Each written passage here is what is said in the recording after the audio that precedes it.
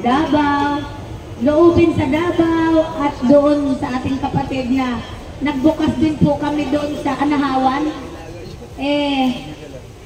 Dalawang naghihintay doon na mag-a-anniversary. Kaya napakasarap po ang magamit tayo ng ating Panginoon.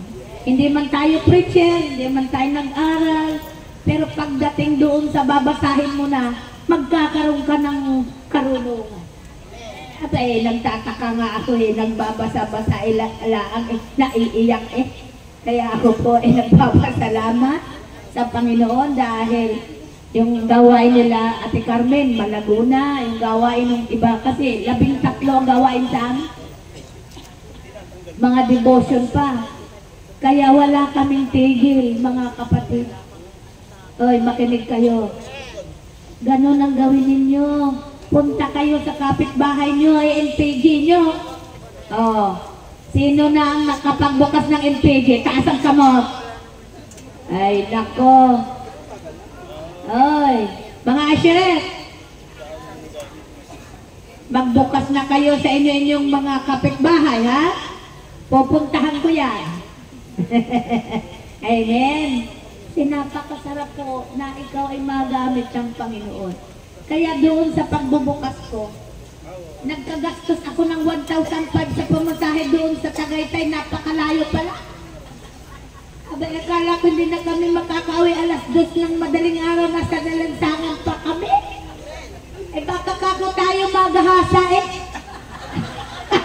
Anim kami sir naglalakad doon sa madilim na lugar, walang sasakyan pala doon.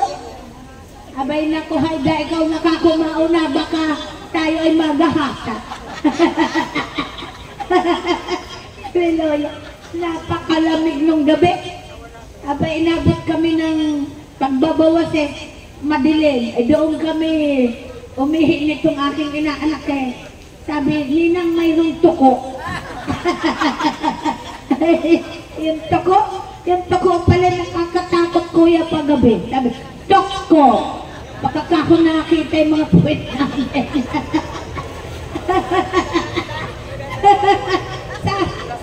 sa sarap namin mga magkakapatid, nakarating kami sa bahay ng bubuksan namin pong LPG, sir.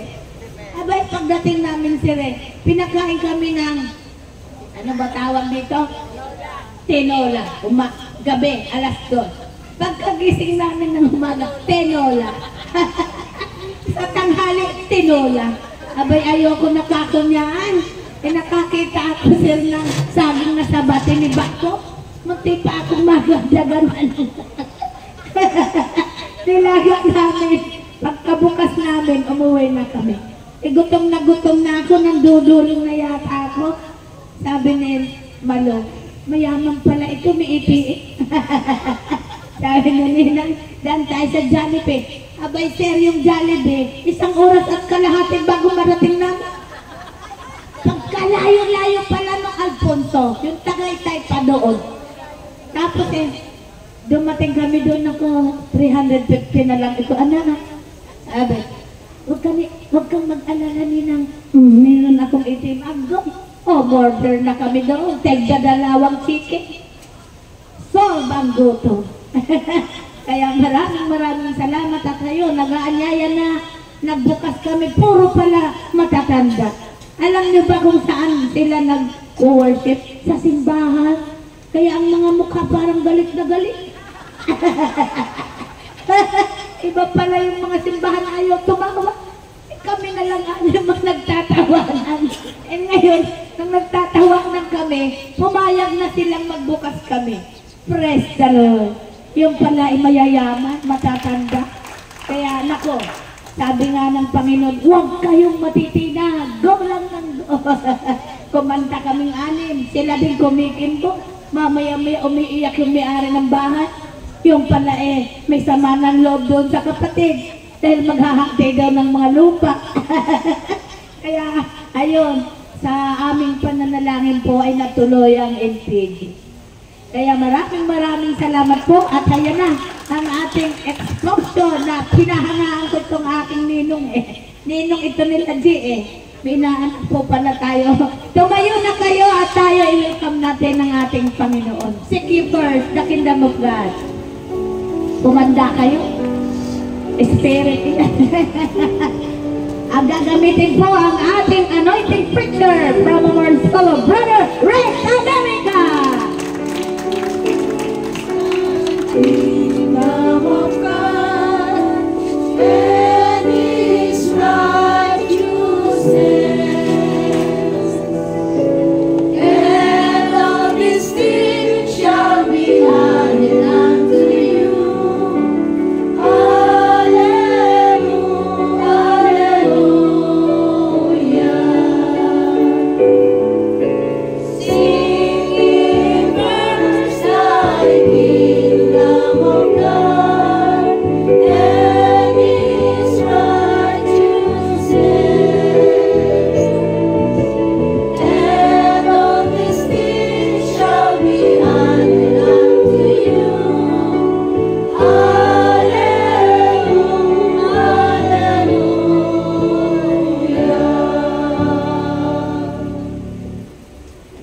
In the name of the Father,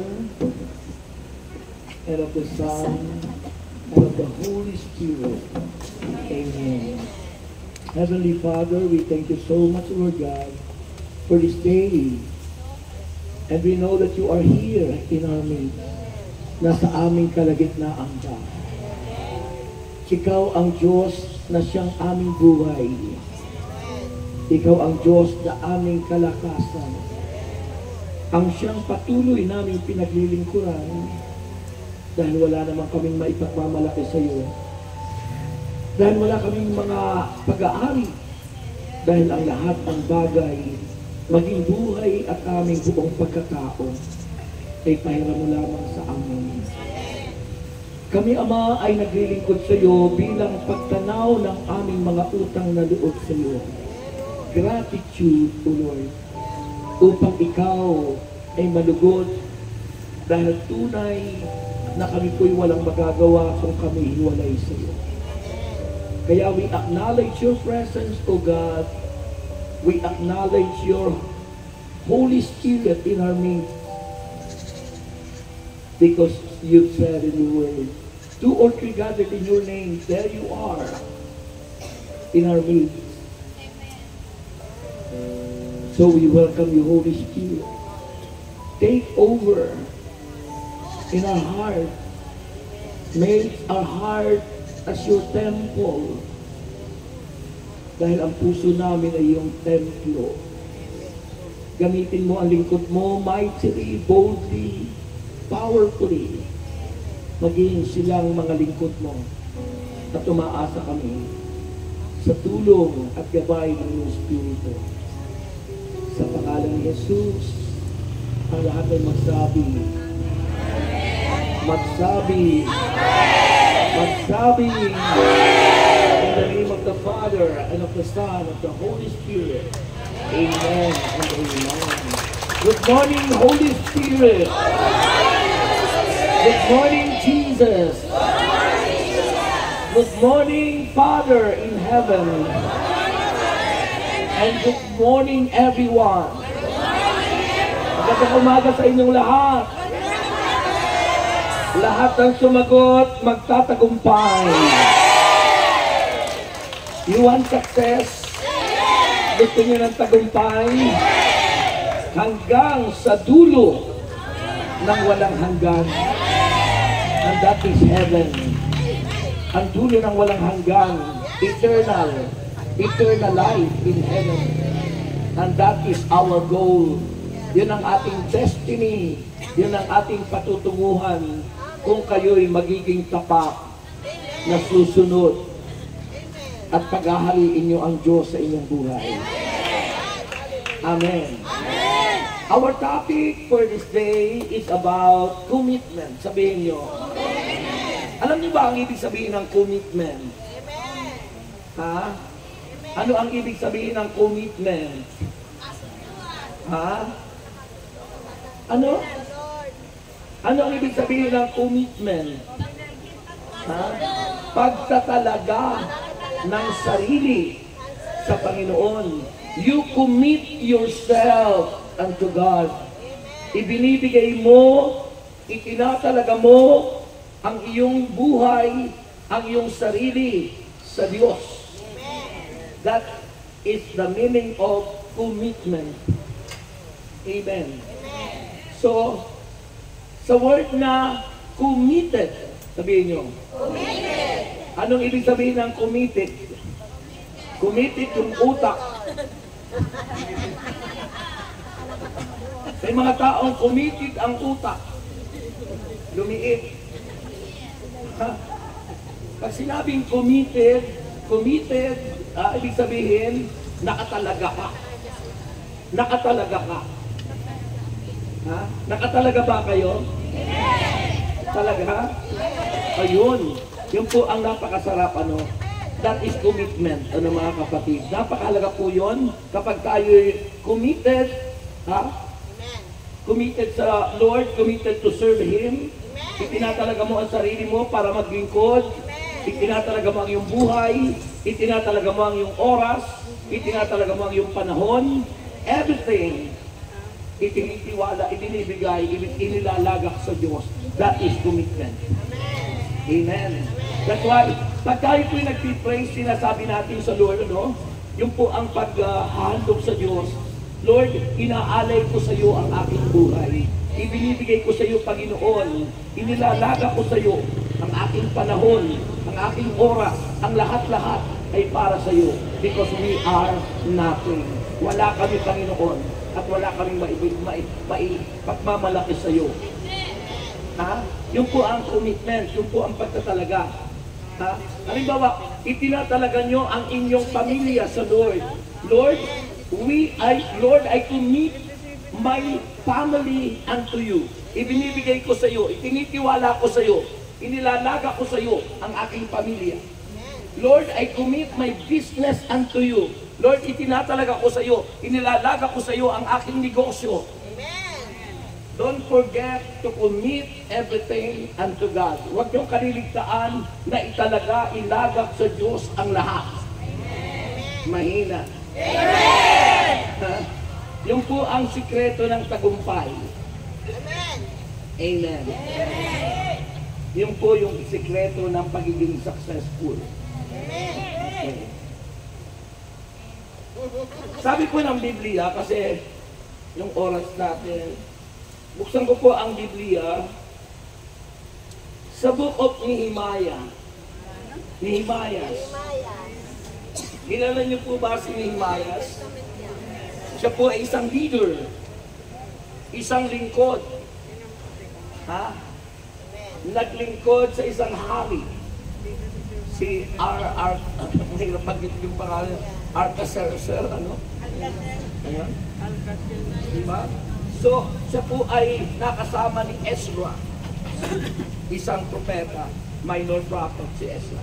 So, nakikita po natin na aklat ni Nehemiah ay maaaring hatiin sa iba't ibang klase. Yung pong pagbabalik ni Nehemiah sa Jerusalem. Ha? At alam niyo po ba si Nehemiah, ang siyang leader noon, ha? Na lingkod, na siya po ang ginamit ni Lord para muling itayo, ibangon, itindig ang Wall of Jerusalem. Alam mo, kung pag kayo nakarating sa Jerusalem, mayroon tinatawag the Old Jerusalem and the New Jerusalem. Ang Old Jerusalem po, yung luma, doon po lumakad si Kristo, doon po siya yung nag-suffer, doon po siya, may iba't ibang gate yun, may bakod po yun, at ang nagtayo muli noon, nung siyang po'y wasakin, mawasak, ay si Nehemiah, mga kapatid. Okay? Yun naman tinatawag na New Jerusalem, yun po yung bahagi ng Jerusalem ng Israel, kasi dati po talagang ang unang capital ng Israel ay Jerusalem, Tapos ginawa nila Tel Aviv, pagkatapos po binalik uli, ngayon Jerusalem. Ha? The old city of Jerusalem, yung po, libot po yun ng bakod. Ha? At sa taluktok noon ng Old Jerusalem, ang taluktok po noon ay doon naman nakatayo yung dome ng Muslim.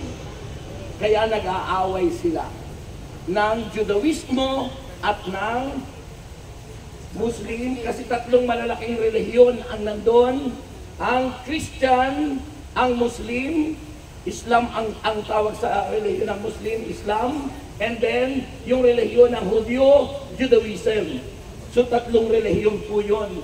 So, dahil nais nila pong mag-unite, nais yun. Yung po, siyempre, mahalaga yung unity. Yun ang pinakamahirap na ginagawa, pinag-iisipan nila. Paano? Yan. O, diba? Ay yung taluktok noong may dumbila ng Islam ay yung po yung ruins o yung natitira na tinatawag na Wailing Wall, diba?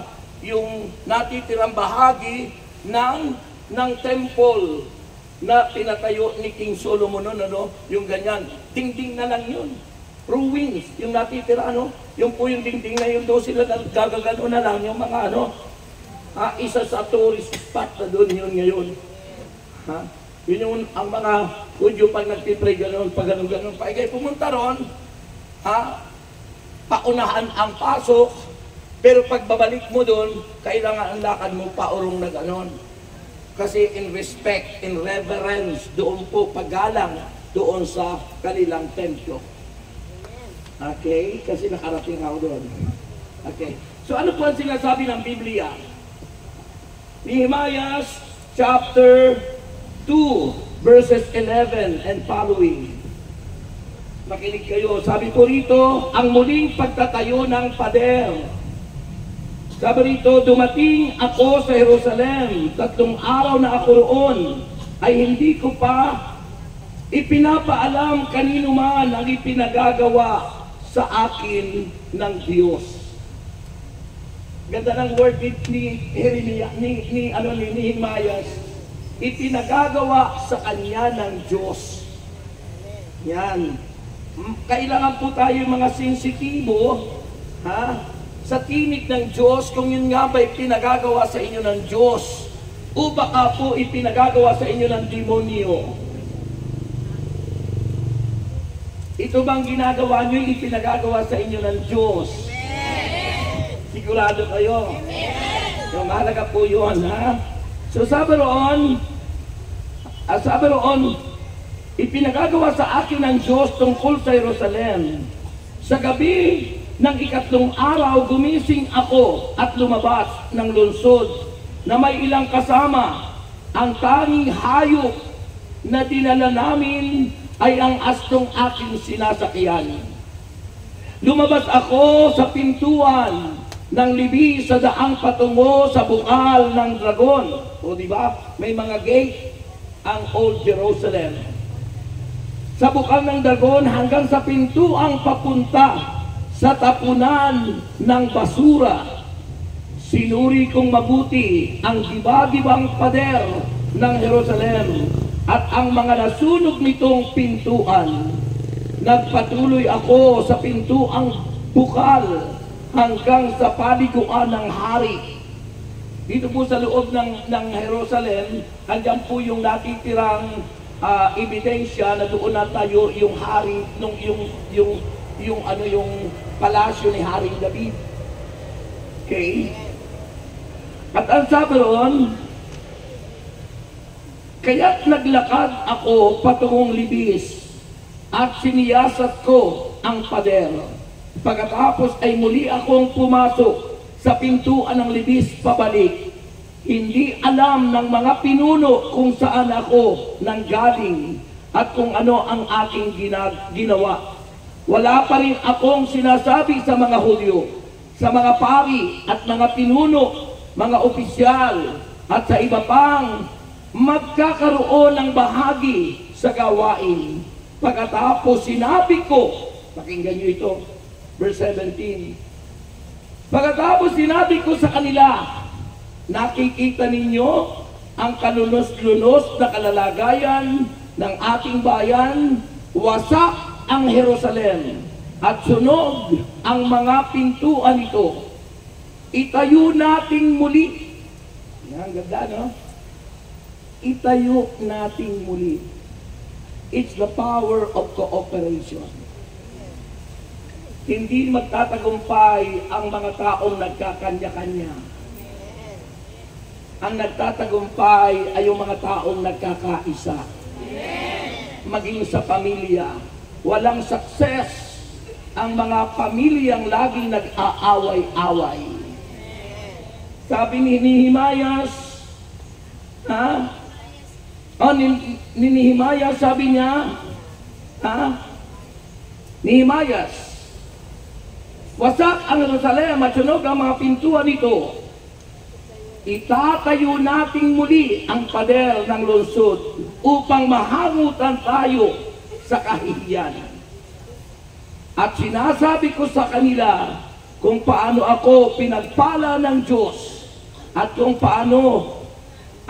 ano ang sinabi sa akin ng hari. Pinagpala pala si Nehemias, kaya siya ang mangungunang magpatayo. Marami na sa inyong pinagpala pero ayaw kumilos. Ayaw magpatayo ng hagdan doon sa Faith Mountain. Power of cooperation and the power of unity. Anong nangyari?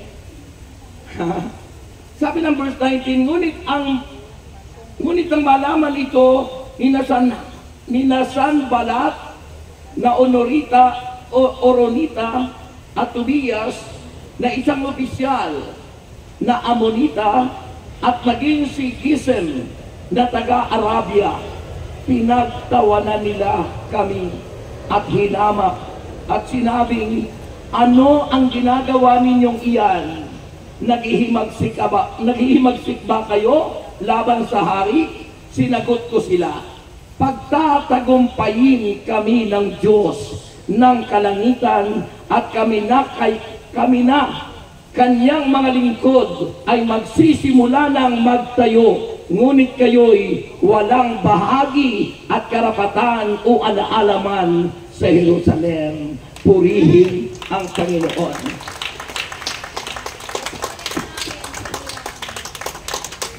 Again, salamat po sa ilang pumalakpak sa inyo para sa Lord. Okay, maupo na po kayong lahat. Yung pong palakpak nyo nauunawaan ni Lord, sapagkat alam ni Lord na kayo'y mga centennial na. Kaya alam ni Lord na medyo nahihirapan na kayong pumalakpak ng malakas.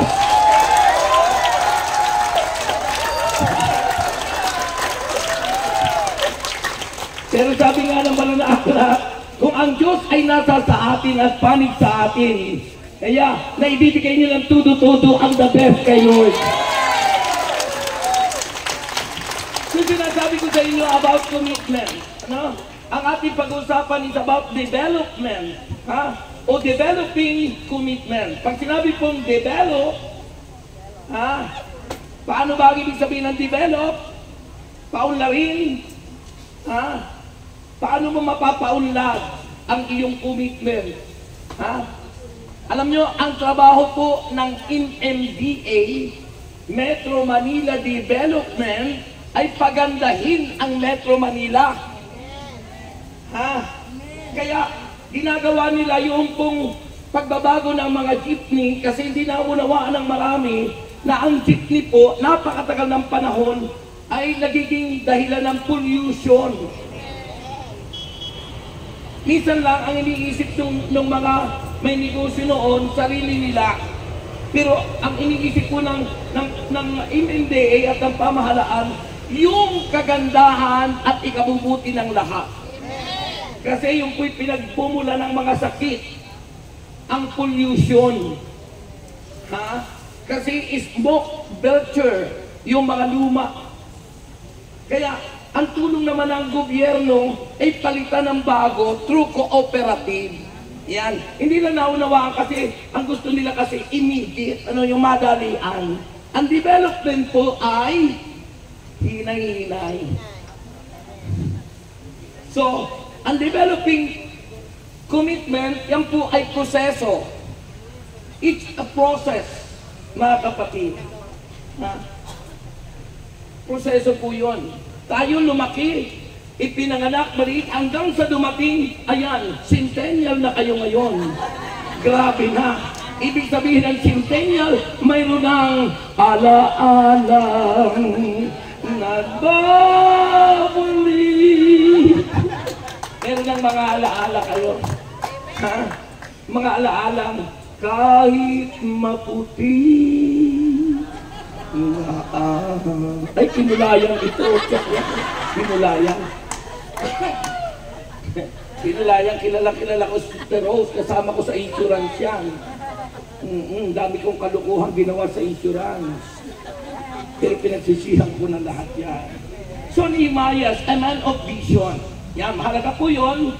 Ikaw ba ay isang taong malawak ang mga iniisip? Ha?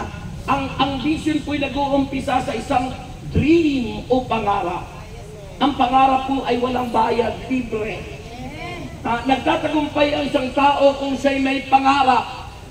Ano po ba ang pangarap mo? Halimbawa, nagdadalaga ka at ang pangarap mo, sabi ng Biblia, madalas sinasabi ng Servant Peter, kung ano ang inyong isipin at sabihin ay mangyayari sa iyo.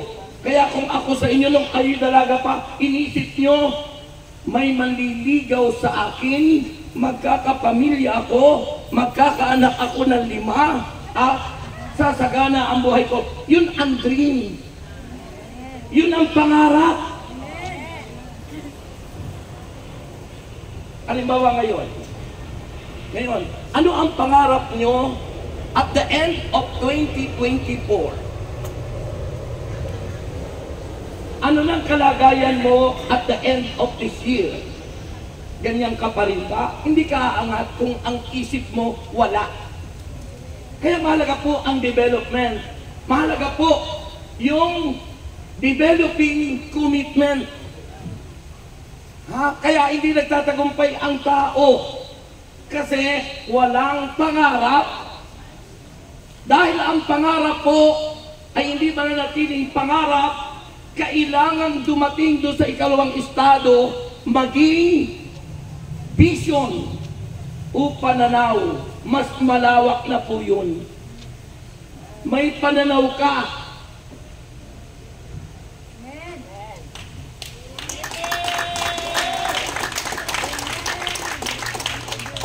Alam mo, sa mga marurunong po, ang binabayaran ng matatalino kung bakit nagtatagumpay yung mga negosyo ay yung tinatawag na concept. Alam niyo po ba yung concept? Galing sa word na conception. Yung ipinaglilihi yung bata na kukonceive. So sa matatalino, nagkakaroon sila sa isipan nila ng concept, ganito ang gagawin ko, magtatagumpay ako ganito. May concept na pinaglihi na sa isipan. Ang panaginip, dinala sa vision, pananaw, malawak na. At pag nandun na sa pananaw sa vision, ay nagiging ilalagay mo na sa aksyon. Gagawin mo na at yun ang umpisa ng pagtatagumpay. Ayun po ang dream. Yung aming business nag-umpisa sa pangarap.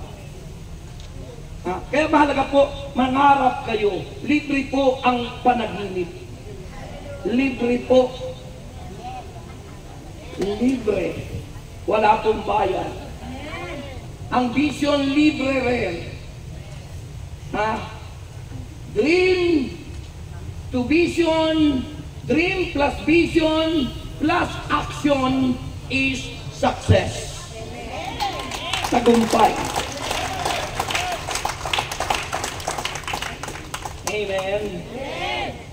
So, yung po si Nehemiah. He was a man of vision. He is a man of faith. May pananampalataya siya. And he is a man of action. Gayahin natin si Nehemiah. Isipin mo mag-umpisa sa panaginip. Hanggang magkaroon ka ng vision. Ginawa mo, aksyon. At dahil yun sa pananampalataya sa Diyos. Faith without action is dead. Patay ang pananampalatayang walang kalakip na gawa. Alam niyo po ba, wala pong nilikha ang Diyos na mahirap. Wala kayo? Sabi doon sa inaawit natin, di ba? Doon sa give thanks. Sabi doon, and the poor say, I am rich. Lahat po tayo. Sabi doon ng Bible, because of what the Lord has done for us. Ibig sabihin, ginawa na ng Diyos na tayong lahat ay maging mayaman. Ang problema, nawala yung sabi natin, kailangan tayo maging man of dream, man of vision, man of action, and man of faith. Pag wala yun, mananatiling mahirap. Ay wala pong nilikha ang Diyos na mahirap. Pinakamatindi, pag namatay kang nagutom at namatay ka sa gutom, huwag mo sisihin ang Diyos. Huwag mo sisihin yung kapitbahay mo. Sisihin mo sarili mo. Ang sakit mo'y katamaran. Purihin ang Diyos. Pag ang tao may sakit na katam. Meron po nagpa-counseling sa akin na mag-asawa. Matagal na silang mag-asawa pero walang anak. Walang anak.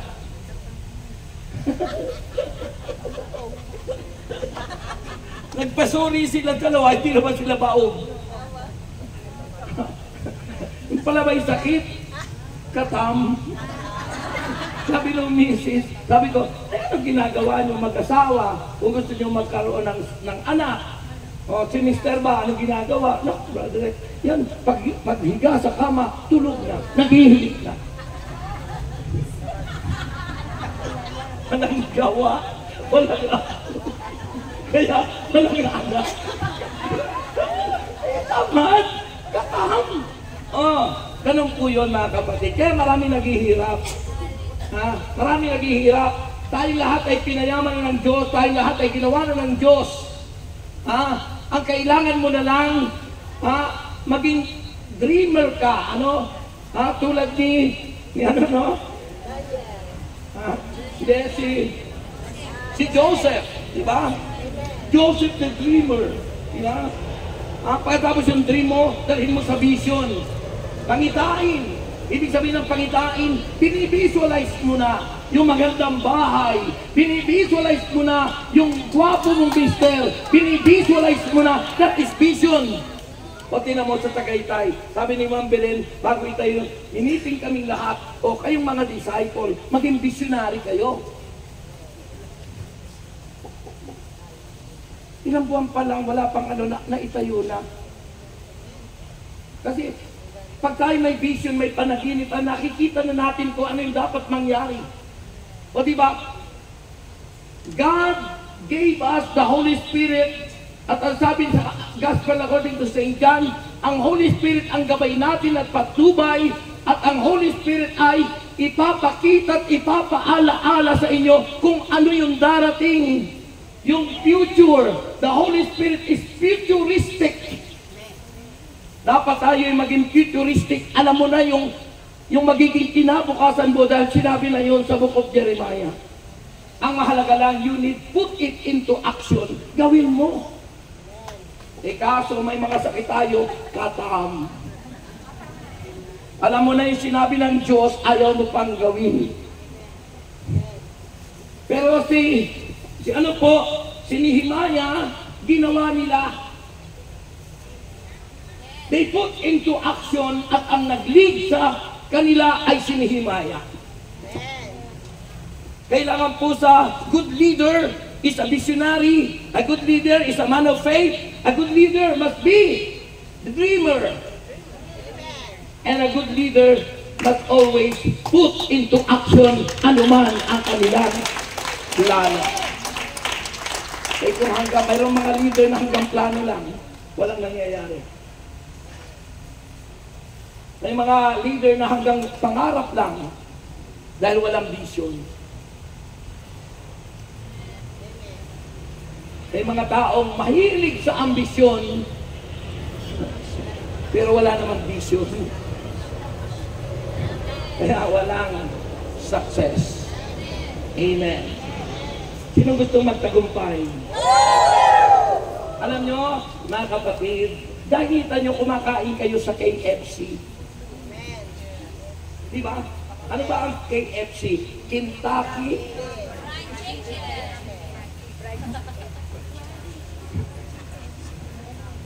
Ano ang ibig sabihin ng KFC?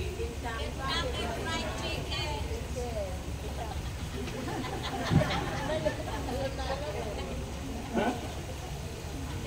Ako kasi nabasa doon sa ano yung nabasa ko doon? KFC. Ano nakalagay doon? Yung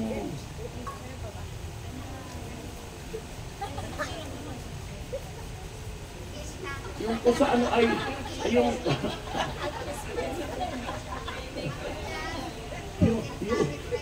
yung Kentucky Fried Chicken hindi ginawa na yung K ay kanto. Kanto Fried Chicken. Oo. Eh, sabi ko pwede ka mahuli niya, demanda ka niyan. Kasi that is registered, that is that is their property, rights yun, yung tinatawag na rights mo yun, ay pwede ka i-demanda pag ginamit mo yung pangalan na may pangalan. Ha? Kasi yung tinatawag na registered sa, tingnan mo yung Itbulaga, di ba? Oh, nanalo sila kasi hindi sa kanila yun, didimanda ka.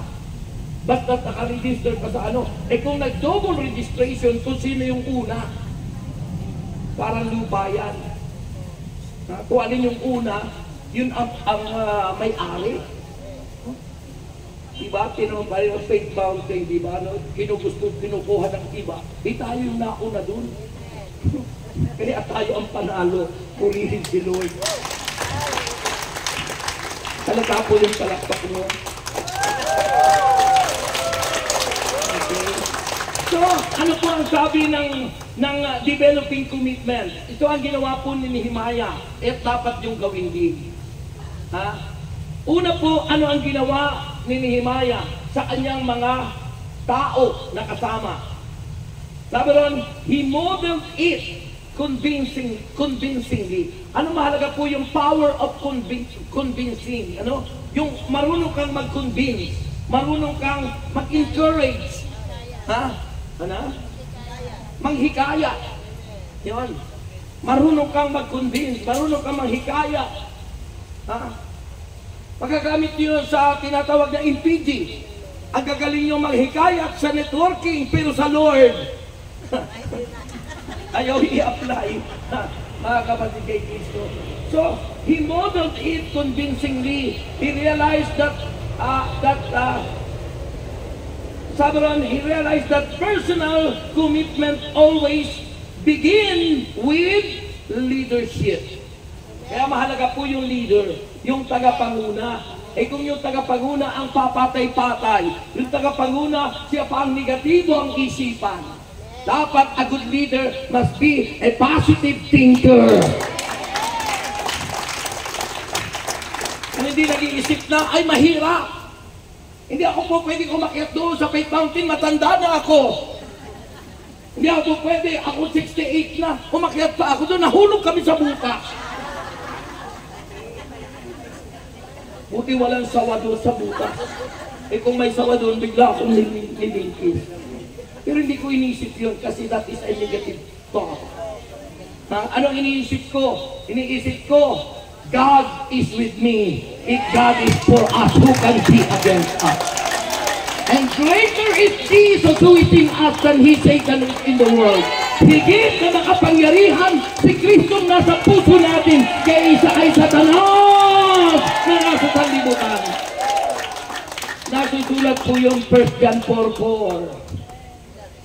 1 John 4:4.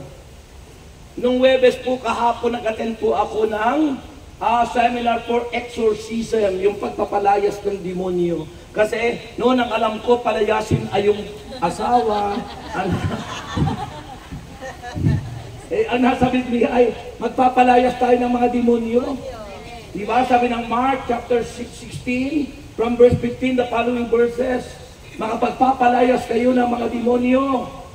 Hindi kayo po pwedeng magpalayas ng mga membro nyo. Kailangan palayasin nyo yung mga demonyo.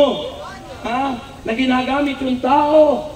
Kung nag-attend ako dyan sa Paranaque, ang nagturo ay si Father, nakakasama ko mga madre, ay mga ibang lahi.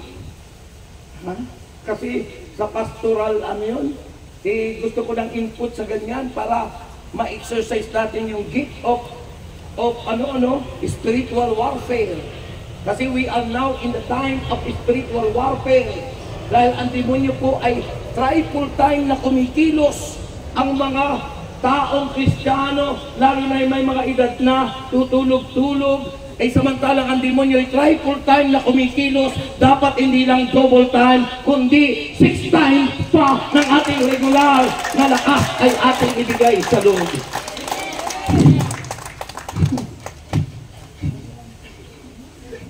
Mga demonyo ay tuwan-tuwa kapag mayroong mga tutulog-tulog sa inyo. Tuwan-tuwa po yung demonyo kapag may nakikita sa inyo sa ganitong pagtuturo na tutulog-tulog. Tuwan-tuwa po siya sapagkat ayaw po ng demonyo na matutunan nyo yung dapat. Ayaw po ng demonyo na kayo ay maging malalim ang pagsampalataya sa Diyos. Ayaw po ng demonyo na kayo po ay maging committed sa Lord. Ang gusto ng demonyo kayo maging suwail, disobedient, para sa Kanya kayo mapupunta. At ang demonyo po ang nagsisiksik sa isipan natin para maging negatibo ang ating mga isip. Sisiksikan ka ng mga salita ng demonyo, sasabihin sa iyo, di mo na kaya yan, nananakit na ang tuhod mo, tumigil ka na, mamamatay ka rin naman eh. Yun ang tinig ng demonyo. Pero pag tinawakan nyo yung Word of God, ulitin ko, 1 John 4:4, greater is Jesus who is in us than he, Satan, who is in the world. Higit anyang makapangyarihan si Kristo na nasa sa ating mga puso kaysa kay Satanas na nandiyan na naliling lang.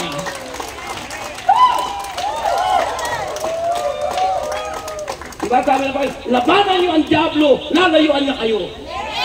Kung sinangayunan nyo ang Diablo, anong ginawa mo? Tulog na lang ako. Tulog na lang. You are conforming Satan. Amen po ba? So yun po yun. So, kailangan po yung convincing, the power to convince people. Si Nehemiah po, kinonvince niya ang mga kasama niya para matapos nila at maitayo ang wall of Jerusalem. Ay dapat ganyan din po kayo, i-convince nyo silang lahat na umakyat sa Faith Mountain para matapos ninyo ang naka-assign sa inyo. Order po yan ng servant leader, hindi sa akin. Lahat po yun, order ng servant leader. Isama lahat ng ministries at isama lahat ng mga international.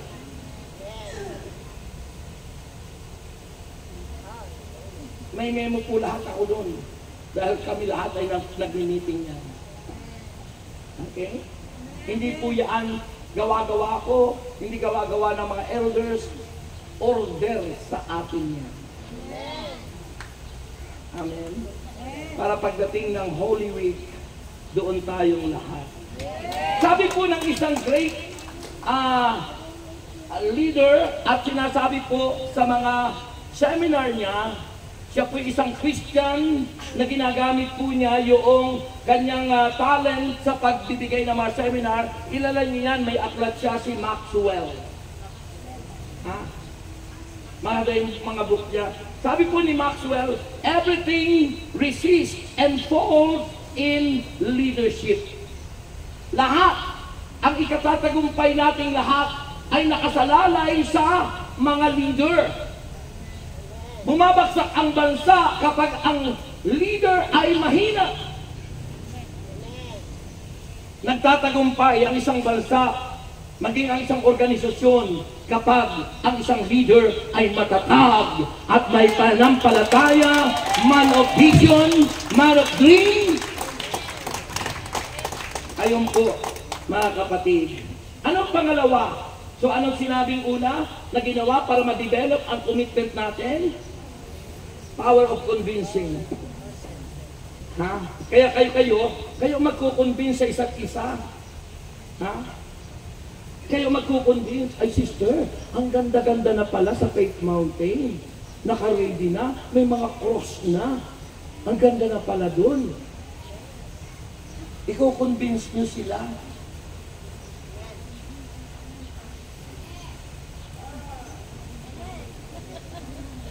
Amen? Pangalawa, anong ginawa ni Nehemiah? He asked for it, especially when we ask our people. Siyempre may mga tagasunod si Nehemiah, may mga tao, siya yung leader, siya yung nangunguna. Sabron, when we ask our people for a specific commitment, we get a specific commitment. Kailangan, direktahan mo sabihin kung ano yung dapat gawin. Specific. Hindi yung mapapaligoy pa. Sinabi ni Nehemiah, specifically. Ha? So ganun din po tayo. Kailangan be specific. Ano ba yung iyong vision? Ano ba yung iyong dream? Ano ba yung pangarap mo? That after 2024, ano ang magiging tagumpay mo at the end of the day, at the end of the year, at the end of the month? Dapat po, sinusuri natin ang ating sarili. Evaluate yourself. Kung ano ba ang ginagawa mo, okay pa ba? Ayos pa ba? Ayon pa ba sa gusto ni Lord yung ginagawa mo? O baka naman hindi na?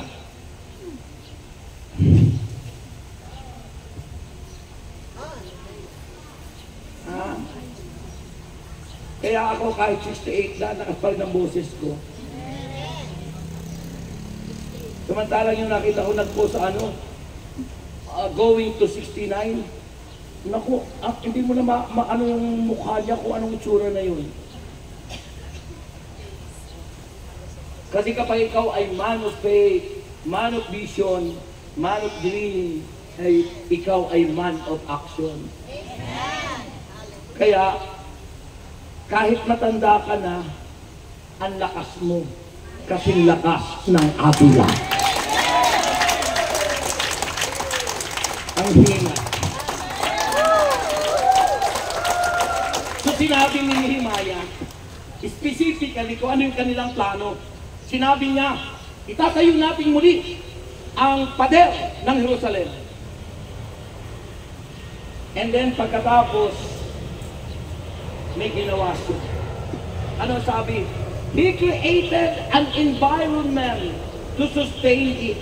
Alam nyo, hindi yung tinutukoy yung environment na ganyan, kundi yung kalagayan at kaisipan ng bawat tao.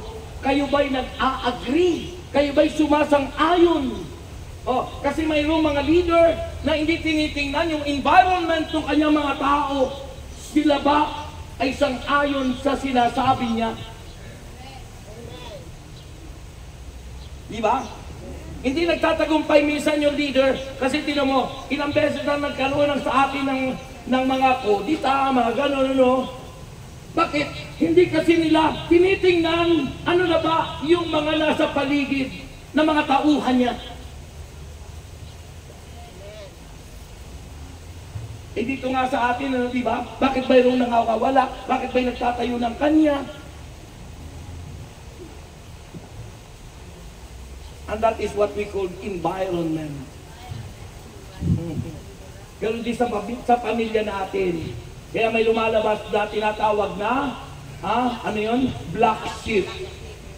Ibig sabihin ng black sheep ay ano? Itim na tupa. Ay ang mga tupa puti.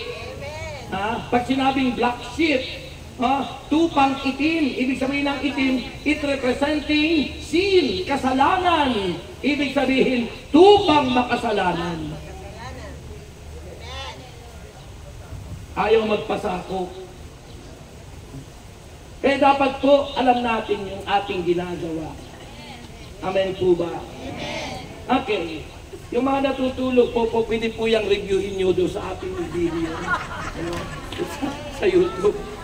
At least mahalaga po yung nire-review nyo po. So yun po. Anong ginawa po niya? He created an environment to sustain it.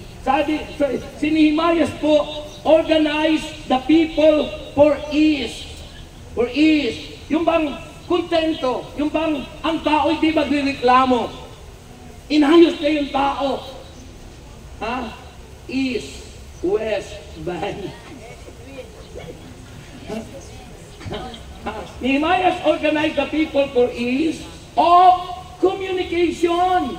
Yan, mahalaga yung pag-uusap. Mahalaga yung mutual commitment.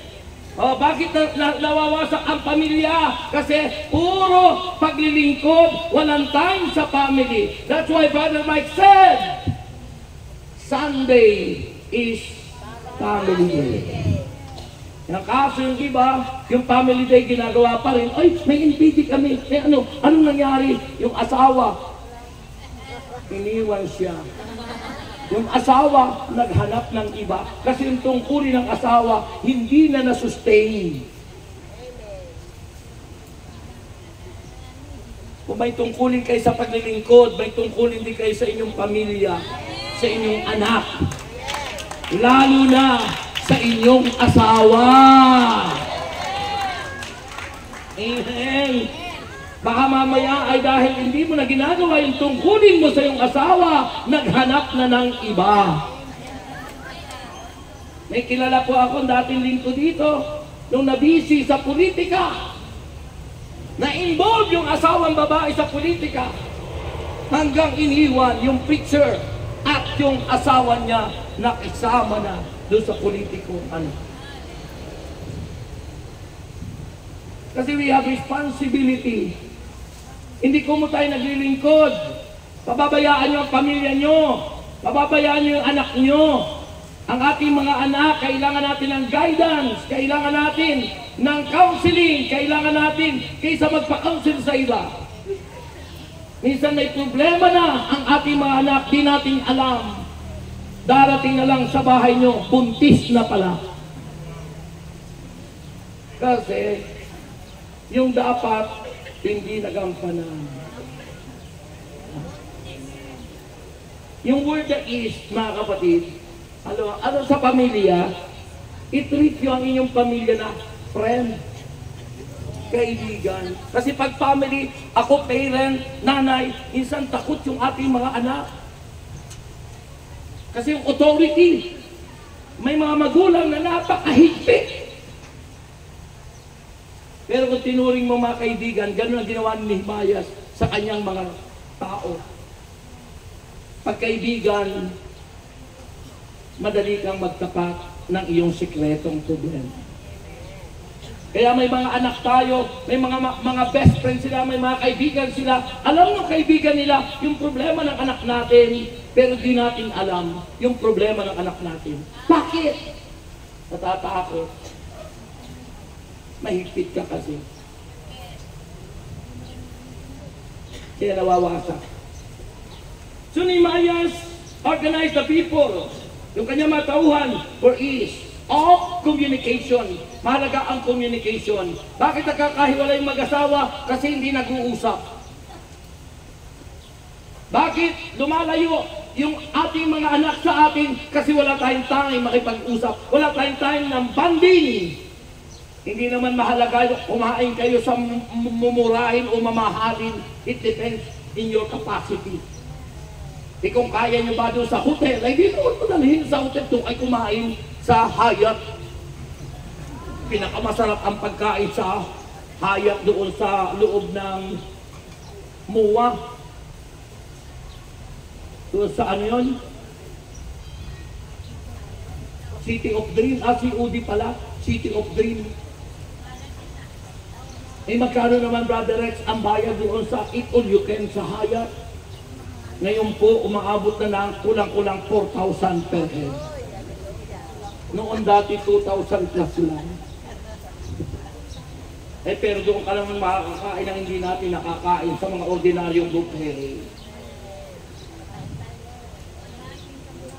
Doon ka makakakita lang kung gaano kalaki isang platong malaki, ganun kalaki yung crab. Di ba? So, kailangan po ng bonding ng pamilya. Ha? Yung pong tinatawag na Nehemiah's organized the people for ease of communication and mutual commitment. Mutual yung inyong relasyon sa isa't isa. Amen po ba? Yung po yung ginawa ni Nehemiah sa kanyang mga tao. Ano yung una? Model. The word model is convincingly. Modelo si Nehemiah sa pagkukonvince, pag-encourage. Ano nga yung word na convince sa Tagalog? Paghihikayat. Nahikayat niya. Nagkaisa sila.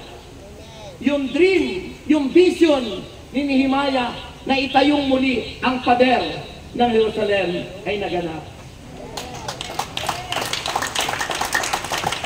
Pagkatapos sa word ask, yung sinabi niya, he asked for it specifically. Kung ano yung vision, kung ano yung plano niya, sinabi niya, direktahan. Wala nang paligoy-ligoy. Pangatlo, created. He created an environment to sustain it. Yung environment yung sinasabi ko, yung naging panatag ang kalooban ng mga tao, sumang-ayon yung mga tao sa kanya, walang duda-duda, walang pag-iisip ng masama, because Nehemiah organized the people for ease of communication, yung paikipag-usap and mutual commitment. Amen. Amen. Ngayon po, ano po yung tatlong mahalaga? The three important prinsipyo to make and sustain a personal commitment. Yung ating personal, pansarili na pagtatalaga. May mahalaga po yun. Unang-una is cooperation. Kayo ba'y nakikikooperate? Yung mga tao ni Nehemiah nakikooperate sa kanya. Ha? Mahalaga po ang cooperation. Nakikiisa ka. Pangalawa, coordination.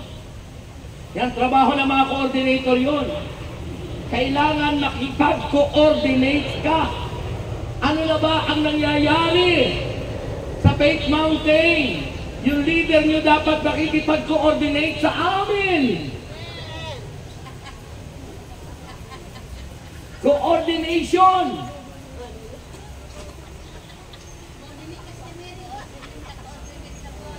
So, kailangan yun. Pangatlong napakahalaga, motivation. Kailangan ma-motivate nyo. I-apply nyo sa pamilya nyo. Power of cooperation, power of coordination, and the power of motivation. Napakahalaga po yun, mga kapatid. Kaya naitayo muli ang pader ng Jerusalem.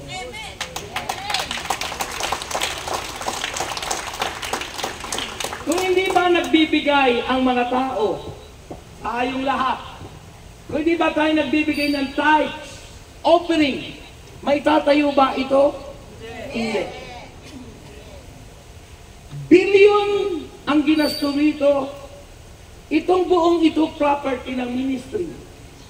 pag-aari ng ministeryo. Ibig sabihin, pag-aari nating lahat ito.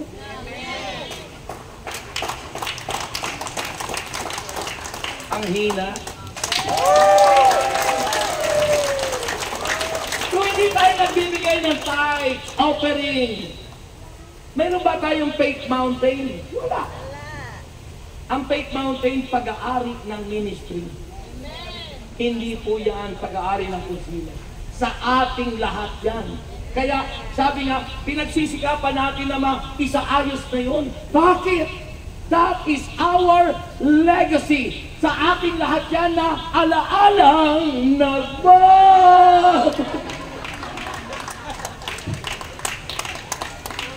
Kaya pagdating ng panahon, masasabi ng mga apo nyo, ito, si mama, si lola, alaala namin ito sa kanya. Eh kung hindi ka naman nakiisa doon, laki kang ayaw, dahil sa nakakatamad, ang layo, ang hirap. Negatibo. Ang mga tao laging negatibo ang isip, naglalaban ang Diyos at ang masamang espiritu. Because the battlefield is our mind. Sabi ng Romans chapter 12, di ba? Verse 2, mag-iba na kayo, magbago ng isip. Kasi po yung isipan ng tao mula nang magkasala ang tao. Sabi ng Romans chapter 3 verse 23, lahat ay nagkasala at walang sino makarapat-dapat sa paningin ng Diyos. Pumasok ang negative. Pumasok. Natatalo yung positibo. Laging ang nananalo, negatibo. It because yun ang pinahihintulutan natin. Don't let the devil a foothold, mga kapatid. Huwag daw natin bibigyan ng puwang si Satanas sa ating buhay. Hindi po magtatagumpay. The principle of cooperation, we will never be beyond how we're getting along. Whenever we see failing in ourselves and others, check on the health of the relationship involved. Anong ibig sabihin po? Hindi raw po tayo magtatagumpay. Hindi tayo magiging kaisa. Kung dumadating na tayo bumabagsak at di nagtatagumpay, ano daw ang dapat gawin? I-check daw ang relationship ng bawat isa. Amen. Your relationship to each other. Baka yung iba against na sa'yo. Baka yung iba ayaw na sa'yo. Dahil hindi mo ginagamit ang communication and mutual understanding. Ang hina. Di ba ganun din sa mag-asawa? Pag hindi na kayo nag-uusap, iba na yung kausap ni misis mo. Kasi ang demonyo yung nagpapadala ng observer. Inaabangan ng demonyo ang mga pamilya para pumasok siya. At pag kayo hindi na nag-uusap na mag-asawa, pati mga anak, magpapadala si Satanas ng observer. At ang madalas na gagamitin na observer ni Satanas ay ang iyong kumpari at kumari. Totoo po yun. Kasi sasabihin ng demonyo sa'yo, papunta na yung kumpari mo, sasabihin sa'yo, alam mo Mare, wala nang time sa'yo si pare. Nandito ako. Laging available. Eh kasi, yung sinabi rito, ayaw mo nang makipag-usap, lack of communication. Wala nang time, kasi puro trabaho, puro lingkod, pati linggo. Alam, sa palagay nyo ba nalulugod si Lord doon? Hindi! Bakit? Yung iyong unang dapat mong priority, it begins at home. Dapat sa tahanan nyo mag-umpisa bago kayo lumakad sa kung saan-saang malalayo. Siguraduhin nyo na ang inyong pamilya ay na-evangelize nyo na. Ang dami nyo naaakay na ibang tao, yung pamilya nyo, wasak pa rin. Evangelization begins at home. Dapat mag-umpisa sa bahay ninyo. na ikaw mismo ay na-evangelize. Baka naman ikaw pa rin yung lasinggero pa rin hanggang ngayon. Sa halip na ikay makaakay, katitisuran ka.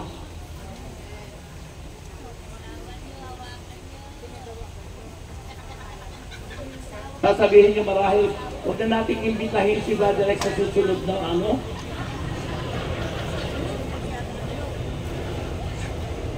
So that is the principle of cooperation, ano?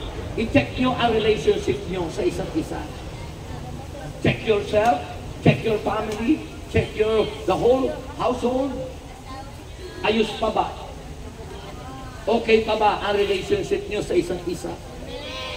Yun po. Recognize people are different. Ano? I-recognize po natin iba-iba. Sabi nga sa kasabihan, iba ang pari, iba yung ugali.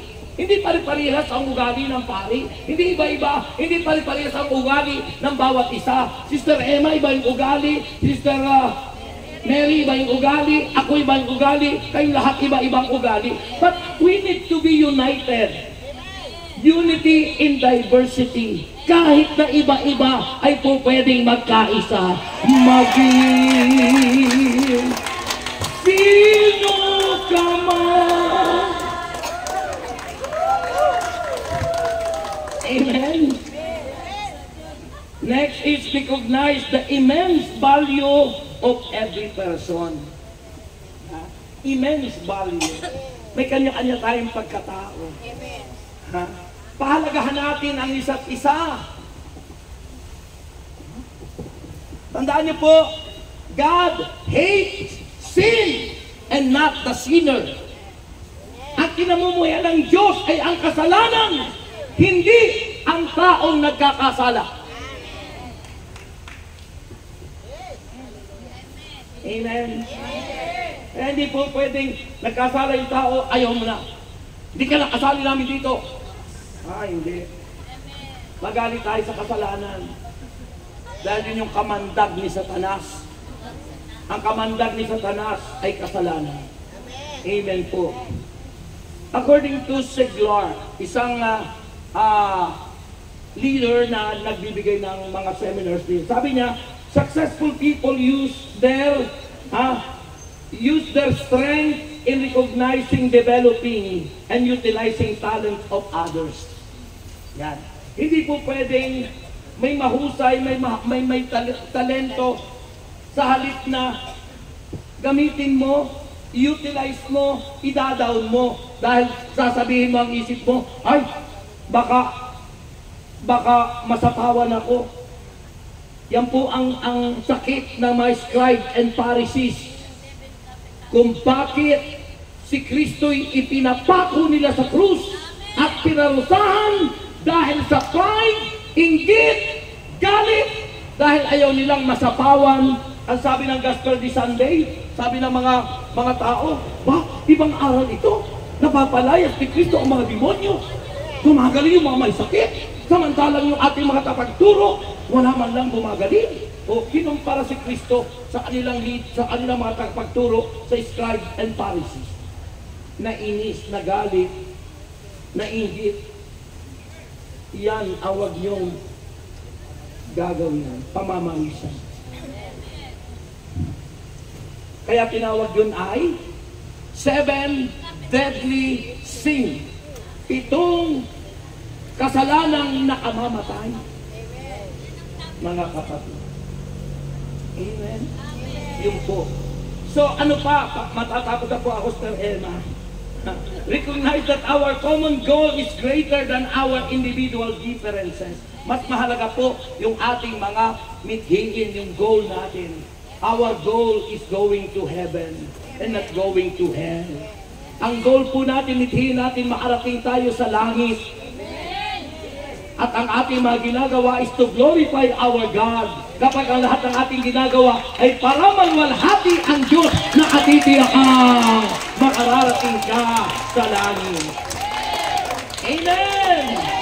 At pangalawa, the principle of coordination. Kanina yung principle of cooperation. Sabi ron ng coordination, the multiple efforts of group. Ang tawag doon ay synergy. Synergy are far greater than the sum of its part. Napakahalaga po ng pagkakaisa. Sa energy, ibig sabihin mga taong nagkakaisa. Kagaya niyo ngayon. Amen.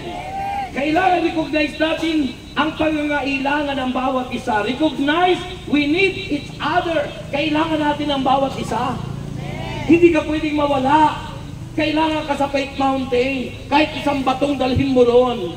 Kailangan ka sa Faith Mountain. Kahit isang puno'y dalhin mo ron. Kailangan ka sa Faith Mountain kahit maputi. Kahit maputi na yung buhok mo, kailangan ka doon. Amen? And recognize there is a task only you can do. Alalahanin mo, ikaw ay kailangan doon sapagkat mayroong gagawin ka doon na ikaw lang ang makagagawa. Na hindi kayang gawin ni Sister Mary, na hindi kayang gawin ni Sister Emma, na hindi nyo kayang gawin, siya lang ang makagagawa. Isipin niyo yun, may kanya-kanya tayong gagawin na hindi kayang gawin ng iba, ikaw lang ang makagagawa. Kaya kailangan ka doon. Kailangan ka doon. Amen. And finally, the principle of motivation. Paano po yung principle of motivation? Ano ba yung sinabi ko? Di ba coordination yung kanina na? Ito ang sinasabi sa coordination. Ano? Sabi ron, personal commitment grows. Ang ating personal na pagtatalaga ng sarili ay lalago when we know we are needed. Kung alam mong kailangan ka. So lalago yung personal commitment mo. Hindi ka magninegatibo. Kahit hindi ka pinansin, ang nasa isip mo, kailangan ka doon. Yan ang favorite ng mga mag-asawa doon, di ba? Yung ating team song para, ang mag-asawa ay laging close. Kailangan maging open ka. Hindi kayo magiging close kapag hindi kayo open sa isa't isa. At sasabihin mo sa kanya, kailangan kita. Bakit? Kailangan kita. Ayun po.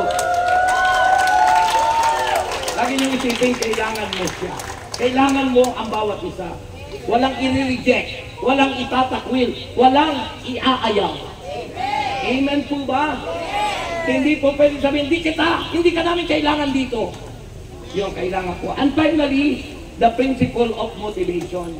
Paano mag-motivate? Sabi po, pakinggan nyo ito, motivation. Sabi ng salita ng Diyos, the value of the project, kagaya yung project natin sa Faith Mountain, yung kahalagahan nun, the value of the project, to the workers, paano napapahalagahan ng mga manggagawa ang proyekto, yung project natin doon. The value of the project to the workers will determine, malalaman, determine,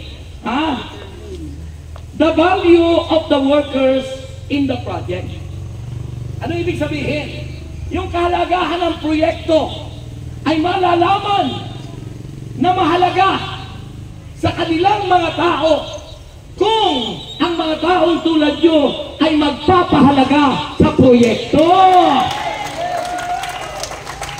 Amen! Eh kung walang pahalaga, sasabihin, uy, huwag na tayo nga. Pakit naman yan. Hindi natin dapat gawin yan. Wala kang pagpapahalaga. Puro pintas ka, puro ano. So, ang value ng proyekto ay madidetermine o malalaman kung ang mga manggagawa ay nagpapahalaga doon sa project. Kaya kung pinapahalagahan mo yung project sa Faith Mountain, nadidevelop yung iyong commitment, yun ay tinatawag na the principle of motivation. Amen. So motivation must begin with the leaders. Nag-i-start yan sa mga tagapanguna. And motivation is sustained by godly vested interest. Maka-Diyos na interest. Maka-Diyos, hindi maka-tao. Godly. Tapos, remember that personal commitment are sustained when the vision becomes our vision. Hindi my vision, but our vision. Yun ang sinabi ni Nehemiah. Amen. Tayo na po kayong lahat. Okay? Tamang-tama yung pagpipita na. Okay, taas ang kamay. Ama naming Diyos, kami po'y nagpapasalamat. Sapagkat alam namin meron po kami natutunan. At ang natutunan po namin, nawa po ito'y tumimo sa aming puso. At maghatid ng pagiging positibong kaisipan. Maghatid ng pagkikipagkaisa at pagkasundo. Kung paano namin pahahalagahan ang bawat ginagawa namin. Anumang proyekto, anumang mithiin, ay dapat kami nagkakaisa. Na dapat kami nakikipag-coordinate at dapat namin minumotivate ang bawat isa. Diyos, dalangin namin ang pagdaloy ng iyong kapangyarihan na ngayon ay kumikilos ang iyong Espiritu. At inaangkin ko, Panginoon, na ikaw ang magpapaunawa dito sa aming napakinggan. Mangyari ang kalooban mo, Panginoon, at ang Espiritu mong banal ang siyang kumilos at maghari sa aming mga buhay. Sinasaway ko ang lahat ng balakid at hadlang. Pinawawalang kong bisa ang lahat ng pinlano ni Satanas. In the name of Jesus of Nazareth, get out! Go to the lake of fire! In Jesus' name, I rebuke you, Satan! Get out and go to the lake of fire! In the name of Jesus. And Father, fill us with your Spirit. Punuin mo, Panginoon, ang aming puso ng iyong Espiritu. Fill our heart with your positive thoughts, Lord. Fill our heart with your wisdom. Fill our heart with your Spirit. In Jesus' name we pray. And everybody say, everybody say, amen and amen. And may the Lord God bless us all now and forever. In the name of the Father, and of the Son, and of the Holy Spirit. Amen. And amen. Narito na iahagis ko po ang Espiritu ng kasipagan para pagdating ng Martes ay mayroon makikitang taga-Aseret doon sa Faith Mountain. Spirit ng kasipagan, ito na! Ang Espiritu ng kasigasigan, enthusiasm, that always on fire. Ito na, ito na, ito na! And the Spirit of riches from God. Na hindi kayo magkukulang, laging mayroon, at hindi manghihina. May iwasang magkasakit dahil kasama natin ang Diyos. Ito na, ito na!